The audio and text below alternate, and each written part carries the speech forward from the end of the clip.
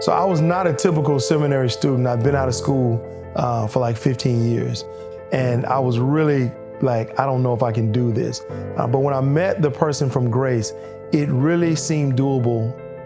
And it really seemed like it was something that could meet me where I was. So Third Ward, it's in the inner part of Houston. It's a traditional African-American community, but over time, it has slowly deteriorated. And so it's become a place that has picked up a reputation of not being safe or not being a place where you want to bring your family.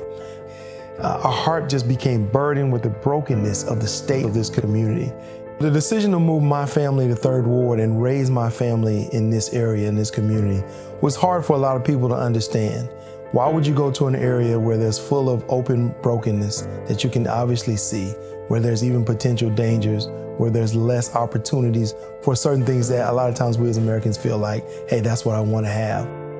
But what I realize is that sometimes God calls you into brokenness to help with the restoration. If people who aren't able and called don't do that, then how does that actually happen? God wants to use us to restore the world back to right relationship with Him. We had started the church plant, but I was encouraged by several people to possibly look into some seminary training. And so I wrestled with that question because I was already doing the work.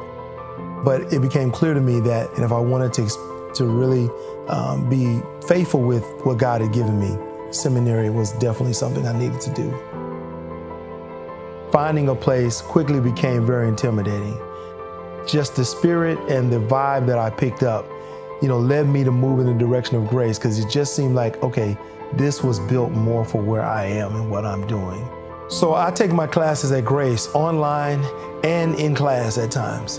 And both of those have been a great experience for me. It's been a great blessing to be around the professors and other students who are pastors or trying to, or working their way up in ministry. But the professors have really been a strong arm for me to lean on, to encourage me, not only on the education side, but also in the work of ministry. We want this to be a model about what can happen when people in difficult situations turn to the precepts and principles of God. And Grace is such a big part of that for me as I learn and I'm trained and I'm educated about His message of grace.